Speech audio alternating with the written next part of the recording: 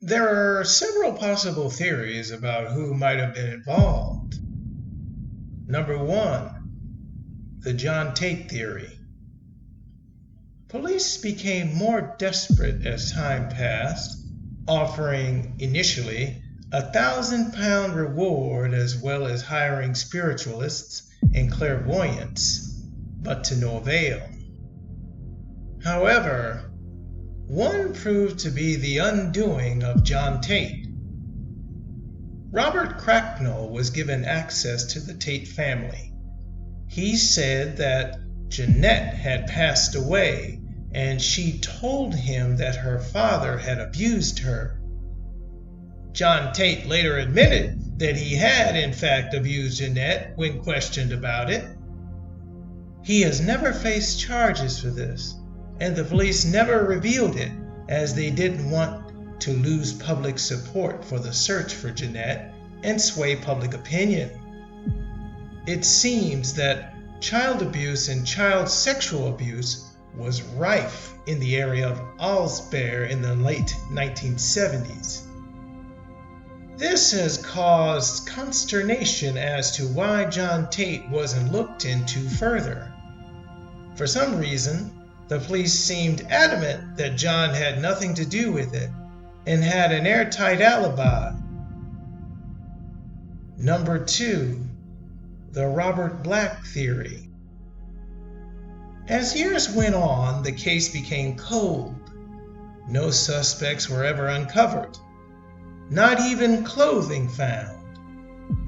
Some 20 years later, a Scotsman, Robert Black, was placed into the center of the investigation.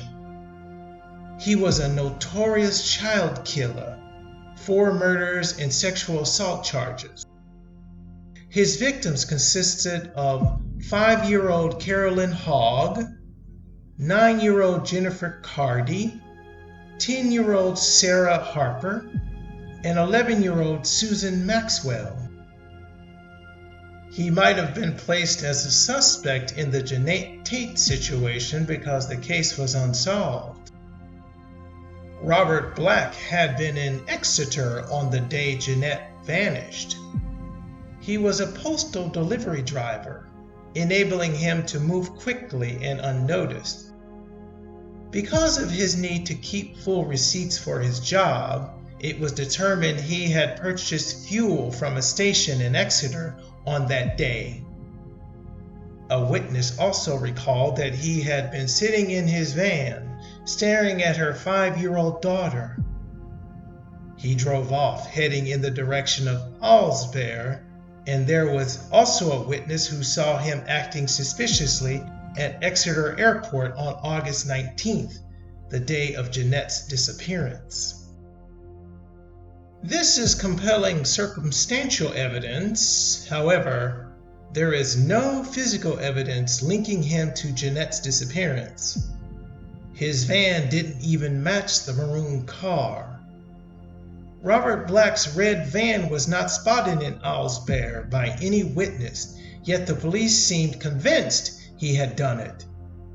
However, John Tate was not convinced. The suspicion surrounding Robert Black culminated in the case being nearly brought to trial, but for Robert Black's sudden death by heart attack in 2016 in a Northern Ireland prison. Prosecutors sought to try him post-mortem, but it was deemed not in the public's interest. Number 3, Melvin Brady's theory. Melvin Brady claimed to have met Genette's killer 48 hours after her disappearance. He said he was in Dalwood, 20 miles east of Allsbear, at Tucker's Arms, where he used to play darts, when a man seemed to be up to no good. This was 2 days after Genette went missing.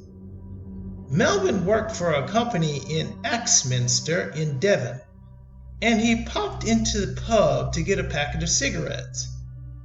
He said while he was in there, this man came in looking really shifty. You could tell he wasn't from around there. The guy parked his car on the corner, not right outside the pub, which is strange. And when the police released a photo of the man supposedly seen by the woman who said she'd seen a man in a car on Within Lane, he matched that description perfectly. He was wearing a white shirt with rolled up sleeves, black trousers, and brown shoes. The car was not a Triumph, but a chocolate-covered Alfa Romeo Spider, which had been modified and had a vinyl roof, low wheels, and low sump. He reported this to the Heavy police 2 weeks after the disappearance, but no one followed up with him on his claim. He went on to great lengths to identify witnesses and piece together what he believed happened. He believes the man was a member of the armed forces and was based in Taunton, but undergoing training near Exeter. He believes this man was returning to his base in Taunton when he met him. He believes Genette was dumped in Woodbury Woods. Notwithstanding this, police in Devon and Cornwall said this information has not proven to be helpful in the inquiry. Of all the theories advanced to explain her disappearance, the most popular was that she was abducted by this man in a car, who had passed her as she was cycling on her paper route and waited for her in a farm gateway. Her 2 school friends first claimed they hadn't seen a car, but then claimed to have remembered it. However, they couldn't tell the police anything more. Number 4, the runaway theory. Being a runaway was assumed, but her clothes and money were at home. Moreover, she was going back towards her home on her route, so it wouldn't have made any sense for her to run away while her personal belongings and money she would need for survival were at home. Number 5, the theory she was taken from hidden nooks. There are some passing spots in farm lanes where you can get your farm equipment back to the different fields. This person would have had to have been hiding or just waiting there, got her, turned around, and got out without anyone seeing them, and got out of there even while her bike wheel was still spinning. This had to have happened within a couple of minutes.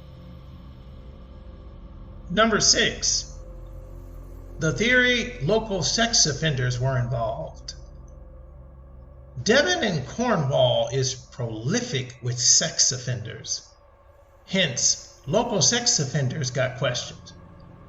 This makes perfect sense, but for the fact that Within Lane is not the best place to be hunting for children, as it is too narrow and windy. Within Lane at the time was crushed gravel. You could see dust lifting when cars passed.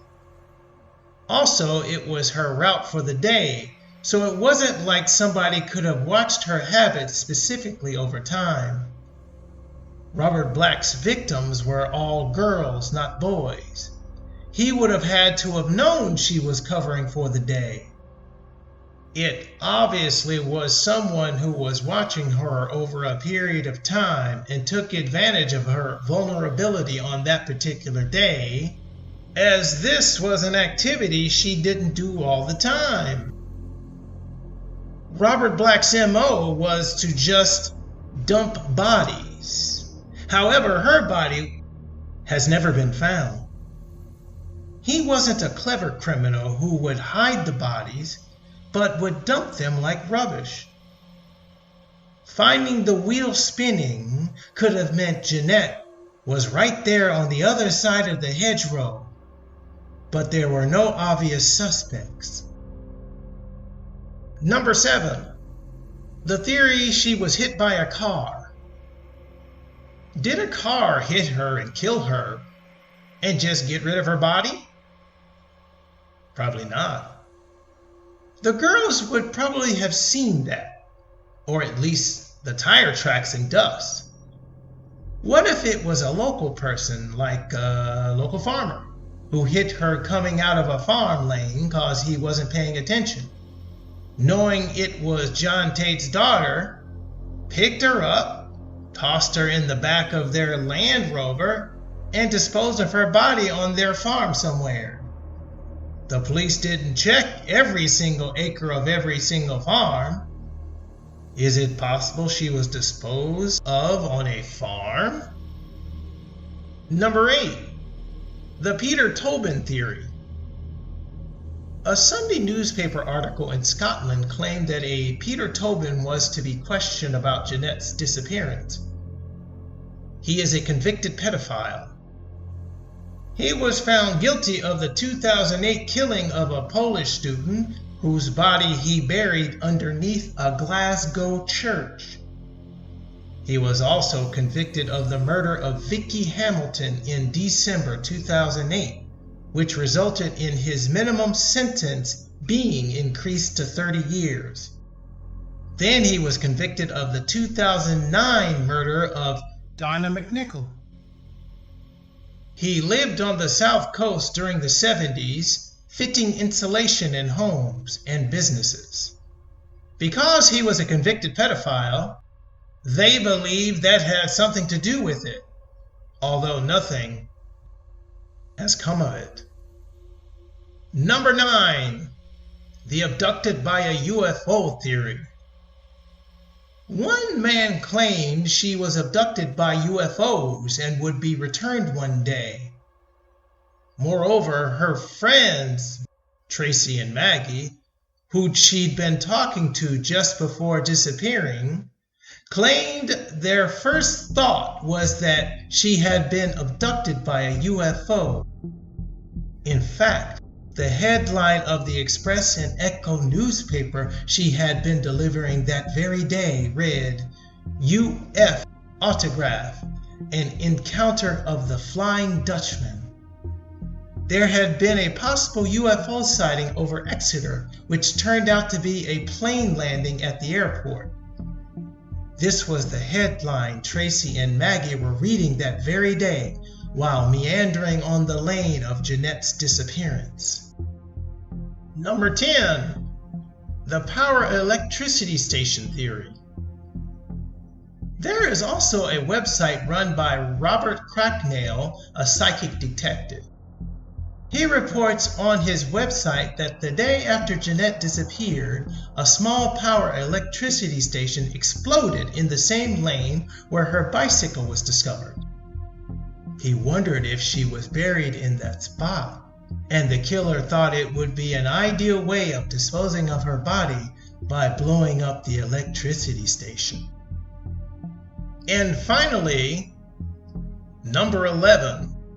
The Ian Bealey theory.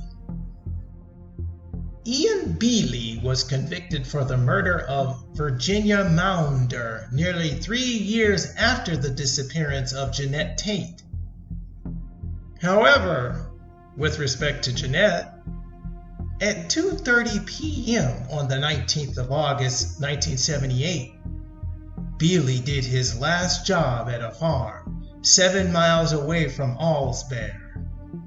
He was working for the artificial insemination unit near Exeter Airport, a mile from Allsbear. According to a detective, it was established that he left a farm premises from 2:30 to 2:35. They timed his movements, and there is a gap between 3 and 3:45 p.m. This is 45 minutes where he couldn't be accounted for.